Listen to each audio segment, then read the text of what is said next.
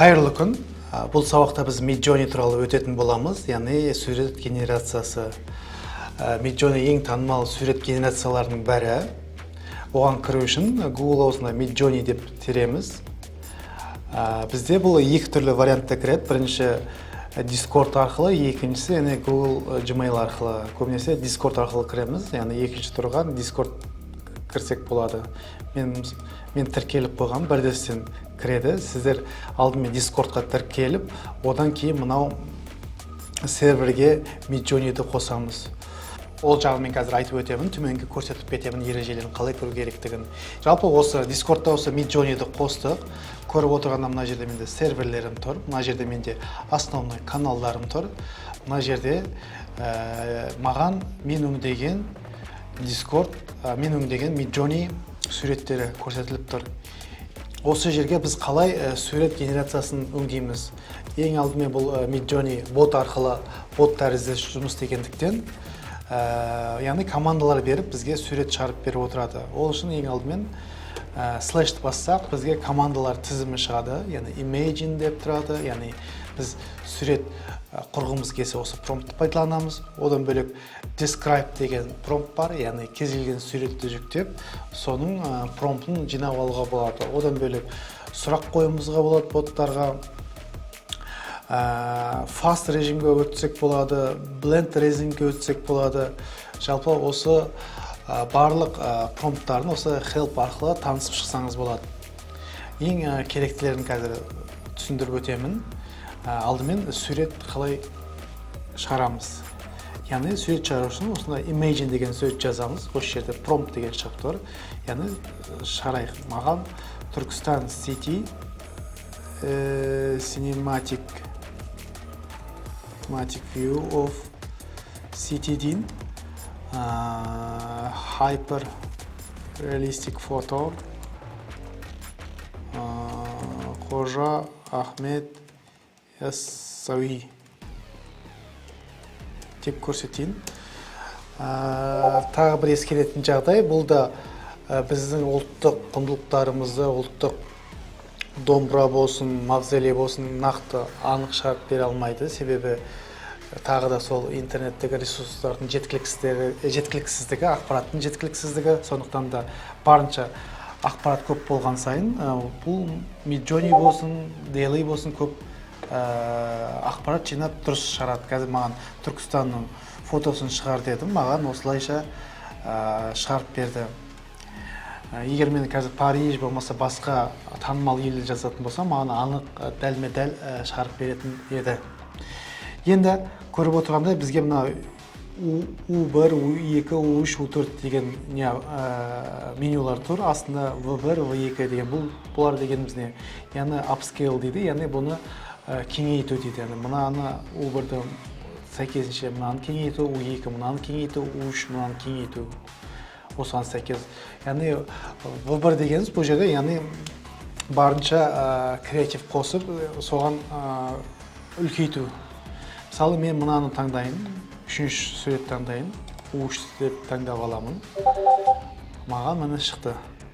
Енді егер мен форматын өзгерткім келсе, мынаны бассам болады, яғни көлденең болады. Егер жоғары десем, жоғары қарай маған изображение суреттерді шығарып береді. Мен қазір кеңейтейін, суретім сәл кеңірек болсын деп промпт жаздым. Яғни көріп отырғандай AR 3:2 деп тұр. Осылайша сіз мына соотношениясын өзгерте берсеңіз болады осы жерден. Маған міне 3:2 форматында кеңейтілген бейнесін шығарып берді. Әртүрлі. Осыны қазір біреуін таңдап көрейік. Сол мен ол бірді таңдайын. Міне бізге бейнеміз дайын болды. Оны көру үшін открыть браузерде десек болады. Міне үлкен бейнеде болды. Жүктеу үшін сохранить картинку как десеңіз, осы суретті жүктеп алсаңыз болады. Енді тағы бір айтатын жағдай, мына жерде егер мынаны басатын болсаңыз, стейблді осы суретке тағы да идеялар қосуы мүмкін. Яғни осы суретке, сурет негізіне тағы идеялар қосылады. Суретке тағы да элементтер қосып берді. Hover'ды таңдайық. Тағы да элементтер қоссын бізге. Variation, subtle.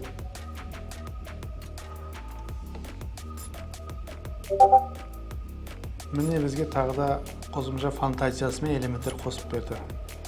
Енді тағы да бір изображенияны шығарып көрейік. Мысалы, Түркістан region wolf walking дейін, яғни қасқыр келе жатыр дейміз. Түркістан облысында winter дейін.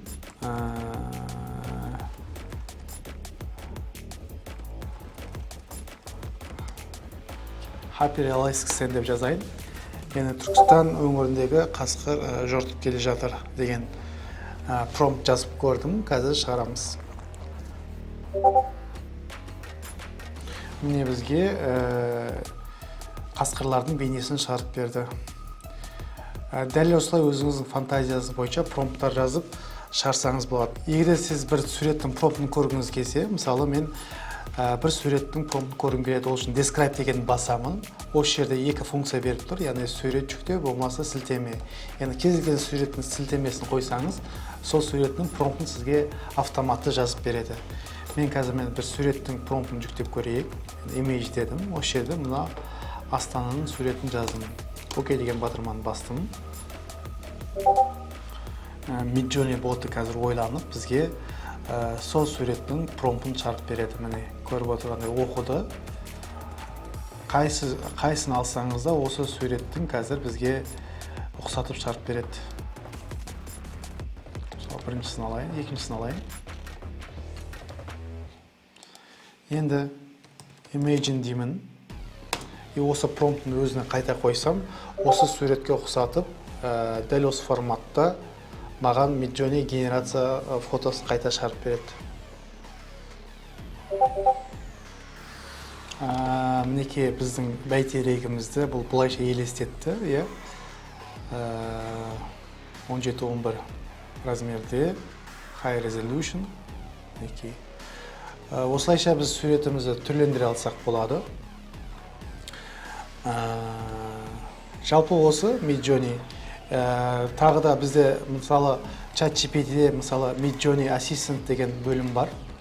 ChatGPT мынау Midjourney Assistant деген бөлім бар. Осы жерге де сізде кез келген қажетті өзіңізге промптты көмекші ретінде пайдалансаңыз болады. Голосовоймен жазсаңыз да болады. Мысалы generate prompt about Kazakh school children learning maths деп жазайын. Маған мені подсказка берді. Осы промптты аламын да, мен осы Midjourneyге қайта сала саламын. Екеу кетіп қалды, дұрыс емес. Дайын.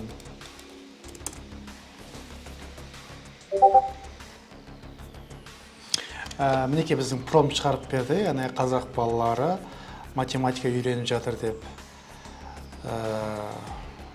Осылайша сіз осы ChatGPT-дің көмегімен промпттар, подсказка промпттар жазуыңызға болады. Жалпы Midjourney-дің подпискасын көру үшін осы /subscribe дегенді жазамыз. Бізге осы manage аккаунт деген шығады. Посетить сайт дегенді басамыз. Жалпы Midjourney-дің подпискасына келетін болсақ, менде стандарт план, бағасы $30. Мінекей көрініп отырғандай. Бұл жерде Midjourney бізге 4 план береді. Basic план, стандарт план, Pro план, Mega план.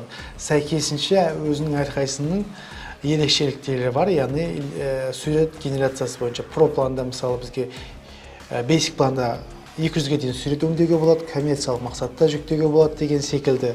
Әр планның өзінің ерекшеліктері бар. Егер жылдық подписка алатын болсаңыз, сәйкесінше бағасы арзандайды.